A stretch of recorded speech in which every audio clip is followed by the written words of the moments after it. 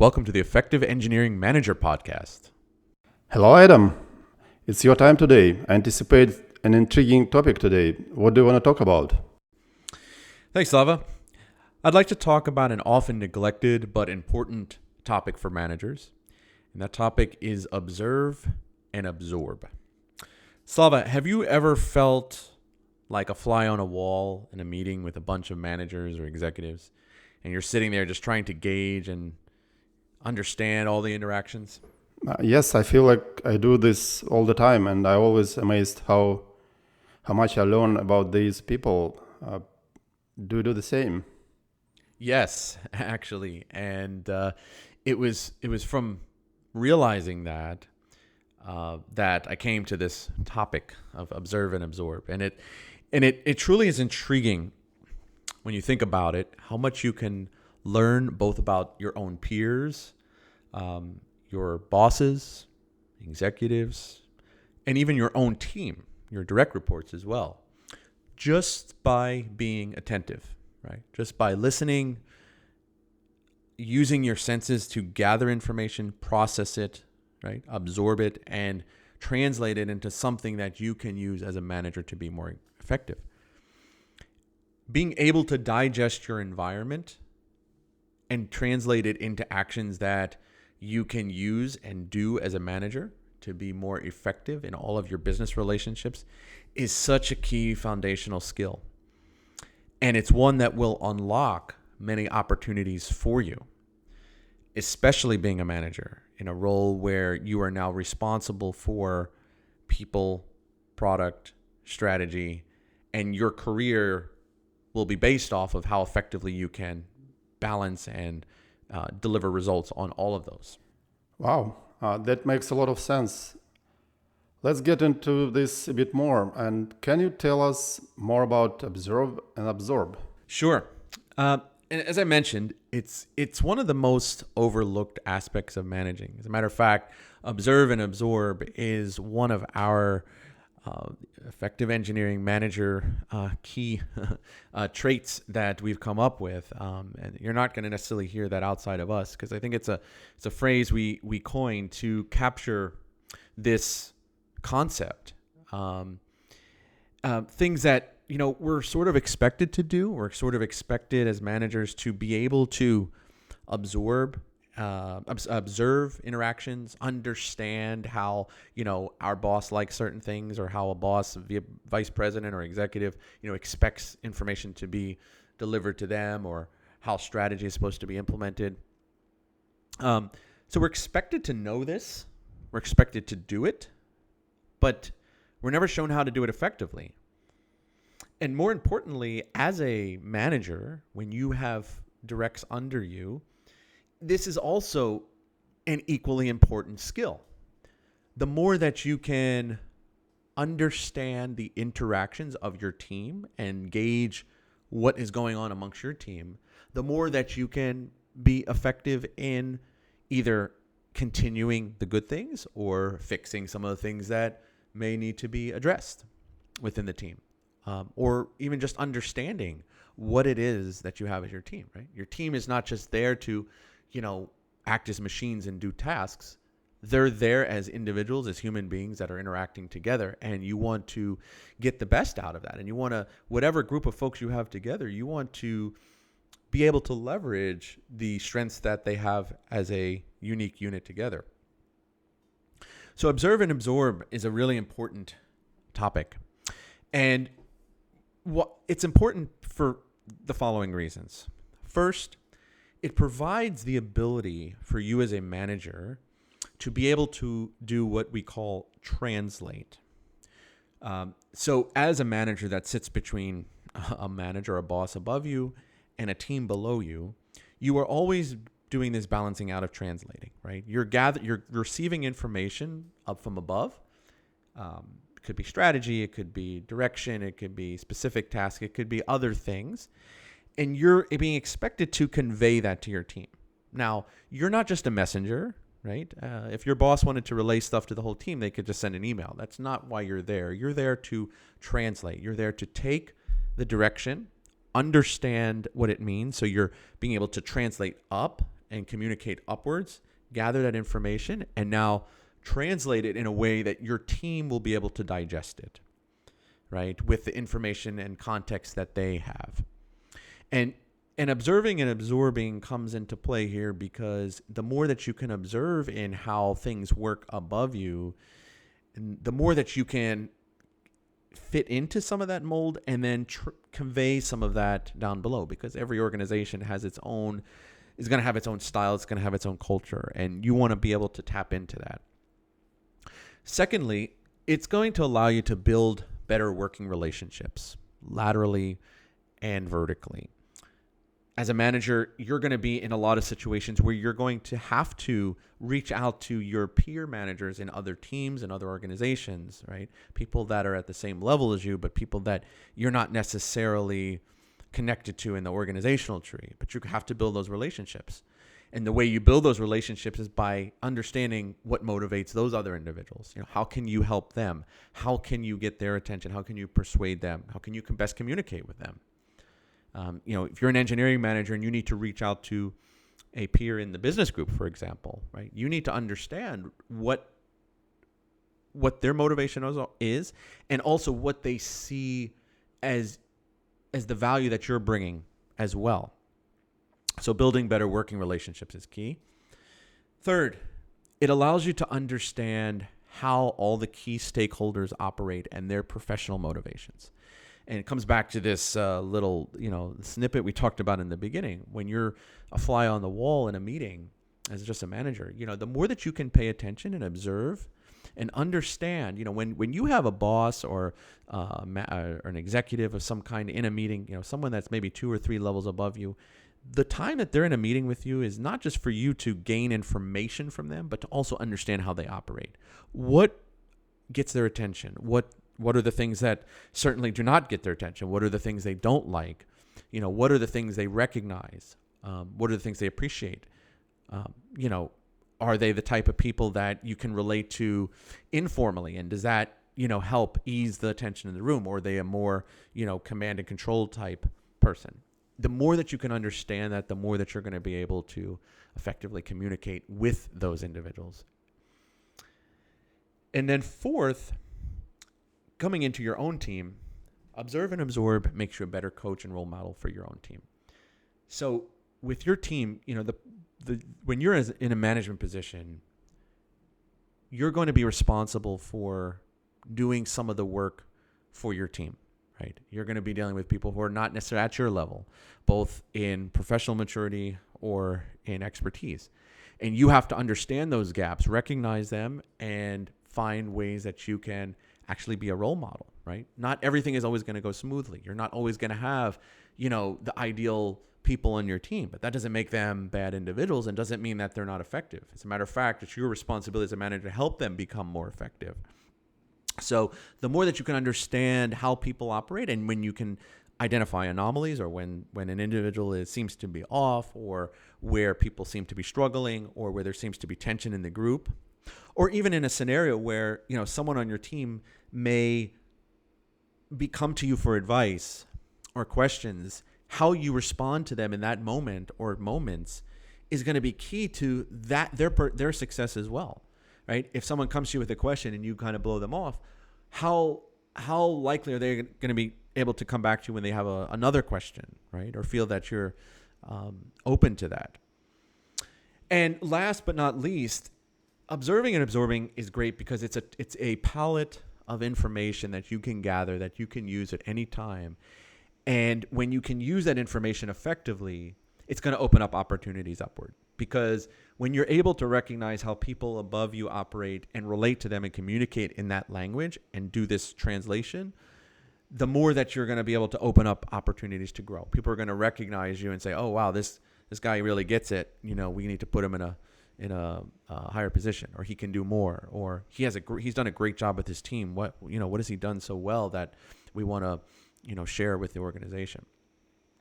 So that's a little bit about why observe and absorb is important. Very important indeed. And something that any manager who is motivated should practice. But then how do you actually put this into practice? Are there things you can do to distinguish yourself as a leader in these areas? Absolutely. It's a great question. Observe and absorb is more than just the practice of it. It's more than just listening. It's more than just watching. It's more than just, following a list. It really ties into your awareness, which is really emotional intelligence, a whole other topic that we can get into. But your awareness of situations, your self-awareness, your awareness of your team, organizational awareness, it ties into that. And it ties to the things that you can do each day to build a more effective repertoire as a manager, right? So number one, what is this repertoire? So number one, the art of translation, right?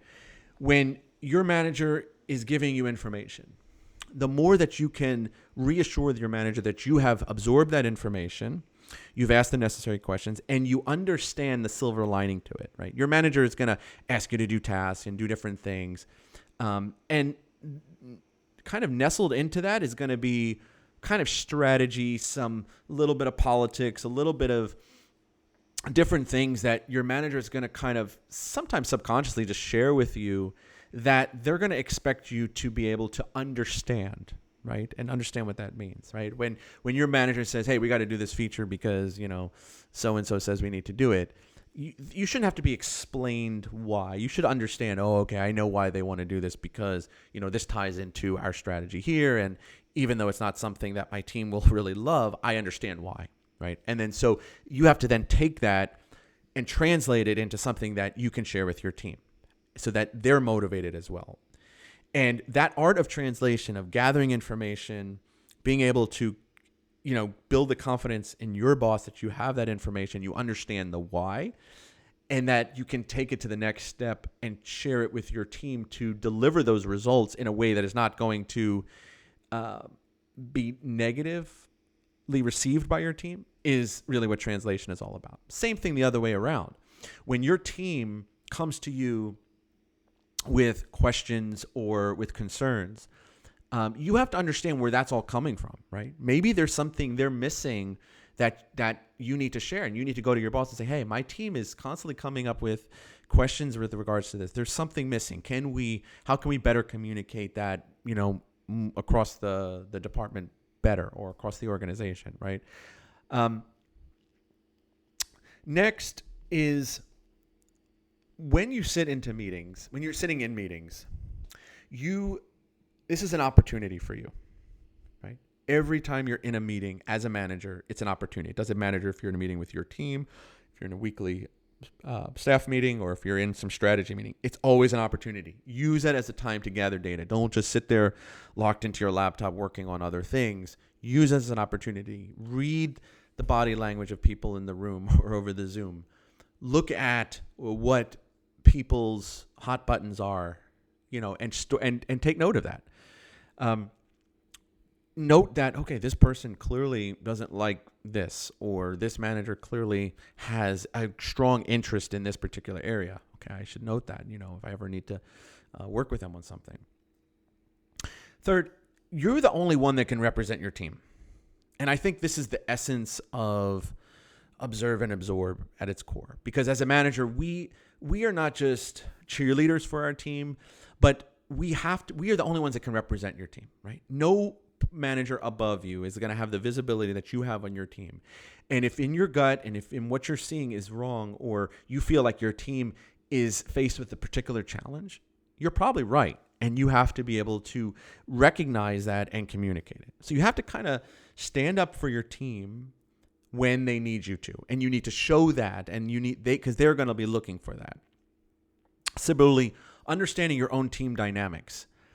Your team is going to look at you for calm and direction, right? And when things are stressful, which they're going to be all the time, when you have a lot of fires going, you're going to have people on your team running into your office, say, oh my gosh, I don't know how to do this. Oh my gosh, this is crazy. Oh, I don't know. Why are we doing this? Or, I'm stuck. They want you to sympathize with them, but they also want you to represent calm. So if you jump right on them and say either, oh my goodness, I don't know why you don't understand this, or saying, oh, you're right, that's a major thing. Oh my gosh, what are we going to do? Right? You're not providing any value to them. So you want to be calm. You want to listen first. You want to gauge the situation that is being presented before you, show that you can process that information, and come up with a methodical answer for it, right? And the person in the moment may not really understand that. They may look at you and say, why is your hair not on fire because of this too? But they will respect you for that. They will say, oh, wow, I just realized that this is not as big of an issue as I thought. And, my boss understands this, and I'm going to learn from him or her, and I'm going to learn from this situation. So you're implicitly coaching the team in those types of situations when you can absorb first, listen first, observe first, and then absorb that information before you draw any conclusion. And this is an analogy is, think of the president of the United States or the president of any country. I mean, think about how many people are looking for their time, how much attention they get, how much scrutiny they're under, right? And it could be very easily for them to fall in a pit of trying to firefight or just tackle every little thing and look chaotic and be running around, but they're not, right? They've delegated a lot of stuff, but they also generally recognize that in their position, there's a lot of eyes on them, and that they can't just, knee-jerk their way through things, or they can't just, respond to everything somebody tells them or does. They have to process it and come to a conclusion on their own in a justifiable and intelligent manner. And same thing we have to do as managers. And similarly, as a manager, you have to choose your time wisely. You have to determine which meetings to attend. We've talked about this in time management, which fights to battle for, and which things your team brings up are truly important. You have to be that gauge. And that's all part of this filter that comes out of observing a situation and absorbing. And the more that you can observe and absorb, the more data points you have overall. So when a new issue is presented to you, you have context, you have understanding. It's not a matter of just going through your day and gathering data points and understanding things. It's really processing it. And it comes to the next point that as a manager, we have to create that space so that things that we do observe and absorb, we have to translate that into how we're going to be as managers. So observe and absorb really translates into viewing situations, interacting with people, but understanding what all of those mean, right? Having awareness of that and being able to translate that into your own philosophy and practices as a manager to make you more effective. It's not just understanding how things work in the company. It's understanding how you fit into that role and how you can be most effective from that. And that is all the information, all this stuff that you're observing is information that you can use to help you. But it's how you absorb that information and things that you allow yourself to understand are important versus not, versus things that you need to act on or not act on, that really dictate how effective you're going to be as a manager. So there's a great connection here across so many areas in which we operate as a manager. And everything is really about using your senses and information to process and practice these things that you're going to do to be more effective. Thanks, Adam. That's really an interesting set of useful tools. And I wish I had known some of this early in my career because that would help a lot to better prepare for some of the situations I observed and experienced. So can you recap these important steps in the checklist for our listeners? Sure, absolutely. So in a nutshell, observe and absorb is about using any situation to gather information and use it as value adds for how you interact as a manager in every situation. And some of the things you can do are, number one, attend strategy meetings, right? As a manager, you're going to be invited to different types of meetings, but strategy meetings, especially where there are folks above you and maybe multiple levels above you, so important because seeing the strategy of the company in that context is going to be one of the most useful tools of information for you. Second, attend weekly staff meetings. So anything that's regular that allows you to be with your team or with your peer managers where you are interacting in a consistent way week after week is something you have to always not just attend, but be an active participant in, because the consistency of that is what's going to also be data points. Third, practice listening first. Whatever situation you're in, always, you go into a meeting, someone comes to you from your team, or you're asked to do something, listen first, right? Gather that information. And even if it's not just listening, being an active listener, being an active observer. You walk into a meeting room, you sit down. Don't be the first one to raise your hand and ask questions. Think about what's going on in the room. Gauge everything. See how people interact, and then participate. Next, observe and note relationships within the organization. So in these instances, when you're in meetings and other encounters, understand what motivates individuals and take note of it. Right? This person is clearly motivated in this particular area. This person maybe is a little bit more political. This person, clearly is someone that relates to, having good informal conversation, whatever it may be. Next, ask questions that allow you to get more information. So when you notice something, use that as a way to ask questions. Great example. If you have built up, and you should have a good relationship with your boss. Let's say you're in a meeting where your boss's boss is in a meeting, and you see something like, oh, wow, I'm not sure why he's asking us to do this, or why we're doing this way. In your next one-on-one with your boss, ask the question, say, I noticed when we were in this meeting last week that, so-and-so, our boss's boss, presented this particular thing. Why was that? Why do you think that was?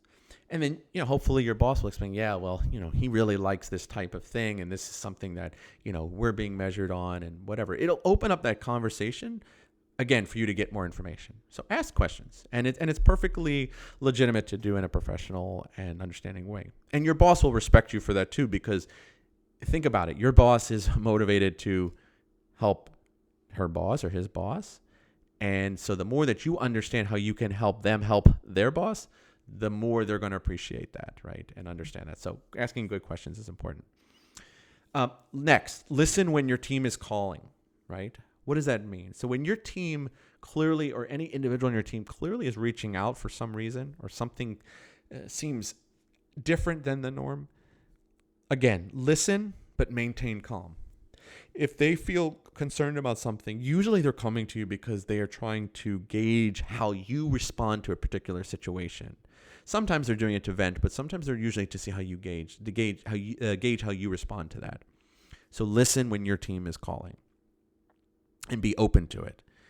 And last on the checklist, create thinking space midweek every week to evaluate what data you have gauged and process it and determine how you will apply it. This should be done midweek because you want it to be right in the thick of your work week when you've already gathered a lot of data points, and taking a half an hour of your day or an hour towards, maybe it can be right after lunchtime, and say, what were the things I observed this week? Who did I interact with and that I learned something from? Okay, I understood how John interacts with this. Or, okay, clearly this is a strategy point. Or, Mary on my team is clearly doesn't like doing this particular thing. Okay, let me note that and be aware of it, right?